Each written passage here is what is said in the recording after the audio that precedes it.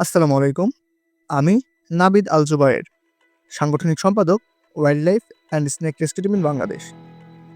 বাংলাদেশের যতগুলো সংগঠন সাপ ও বন্যপ্রাণী নিয়ে কাজ করে, তার তালিকা করলে একদম উপরের সারিতে থাকবে wildlife and snake rescue team in Bangladesh. সর্বদংশনে মৃত্যুহার কমাতে এড়িয়ে চলতে হবে বেশ কিছু পদক্ষেপ। বাংলাদেশ সহ পুরো পৃথিবীতেই সর্বদংশনে যতগুলো মৃত্যুর ঘটনা দেখা যায়, তার প্রায় সবগুলোই কোনো না কোনো ভুল সিদ্ধান্ত বা ভুল পদক্ষেপের ফল। অর্থাৎ হাতে গোনা কিছু ভুল শুধরে নিতে পারলেই সর্বদংশনে আর কোনো মৃত্যুর ঘটনা ঘটবে না। চলুন জেনে নেই সর্বদংশনের পর কোন ভুলগুলো একদমই করা যাবে না। ১. রোগীকে কোনো অবস্থাতেই আতঙ্কিত করা যাবে না। আতঙ্কিত হলে হৃদকম্পন বেড়ে গিয়ে দেহে বিষ ছড়ানোর গতিবৃদ্ধি পাবে, ফলে রোগীর হাতে সময় কমে আসবে। ২. সর্বদংশনের পর ছুটোছুটি, লাফালাফি, দৌড়াদৌড়ি, এমনকি জোরে হাঁটাও পরিহার করতে হবে। ৩. দংশিত অঙ্গের চিকন সুতো, বৈদ্যুতিক তার, রশি, স্যালাইনের পাইপ কিংবা টার্নিকেটের মতো কিছু দিয়ে শক্তভাবে বাঁধন দেওয়া যাবে না।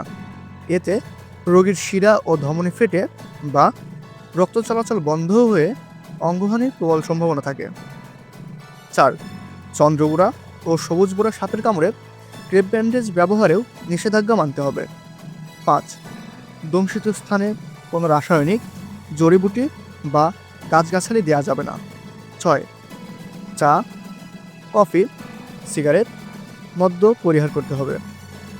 এগুলো রোগীর রক্তচাপ বাড়িয়ে দিতে পারে। রক্তচাপ বাড়লে রক্তে বিষ দ্রুত ছড়াবে। ৭. সাপ ধরতে বা মারতে গিয়ে সময় নষ্ট করা যাবে না।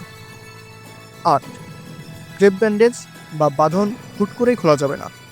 এতে বিষ দ্রুত রক্তে ছড়িয়ে পড়তে পারে। ধীরে এবং সর্বোচ্চ সতর্কতার সাথে বাঁধন খুলতে হবে।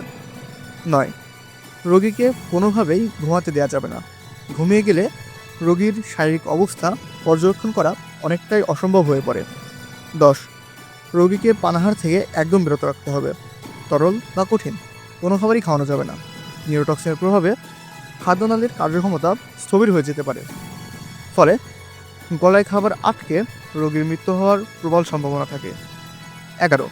কাঁচা ডিম, তেল, মরিচ, রসুন, গোবর ইত্যাদি খাইয়ে রোগীকে জোর করে বমি করানো যাবে না। ১২. ক্ষতস্থানে সূঁচ কিংবা কোনো ব্লেড দিয়ে কাটাছেঁড়া করা যাবে না। এতে করে আক্রান্ত স্থান সংক্রমিত হতে পারে। ১৩. দংশিত স্থানে কোনোভাবেই চাপ প্রয়োগ করা যাবে না। এতে করে বিষ দ্রুত ছড়িয়ে যেতে পারে। ১৪. ক্ষতস্থানে মুখ দিয়ে চুষে বিষ বের করার মতো অবৈজ্ঞানিক প্রচেষ্টা চালানো যাবে না। এতে আক্রান্ত অঙ্গে চাপ লেগে বিষ দ্রুত ছড়িয়ে পড়ার প্রবল সম্ভাবনা থাকে। ১৫. আক্রান্ত স্থানে বরফ কিংবা গরম শেক কোনোটাই দেওয়া যাবে না। ১৬. ওঝা বা কবিরাজের কাছে নিয়ে সময় নষ্ট করা যাবে না। এটি বাংলাদেশে সর্বদংশনে মানব মৃত্যুর সবচেয়ে বড় কারণ। ১৭. সর্বদংশনে ব্যথানাশক হিসেবে কোনোভাবেই অ্যাসপিরিনের মতো ব্লাড থিনার এবং আইবুপ্রোফেনের মতো অ্যান্টিকোয়াগুলেন্ট ঔষধ ব্যবহার করা যাবে না। বিশেষজ্ঞ চিকিৎসকের পরামর্শ অনুযায়ী যথাযথ ঔষধ ব্যবহার করতে হবে। মনে রাখা জরুরি, সর্বদংশনের পর প্রতিটি মুহূর্তই অত্যন্ত গুরুত্বপূর্ণ। দুর্ঘটনার ১০০ মিনিটের মধ্যে চিকিৎসা শুরু করতে পারলে মৃত্যু ঝুঁকি একদমই থাকে না। তাই সর্বদংশনের পর যত দ্রুত সম্ভব রোগীকে সদর হাসপাতালে পাঠানোর ব্যবস্থা করুন।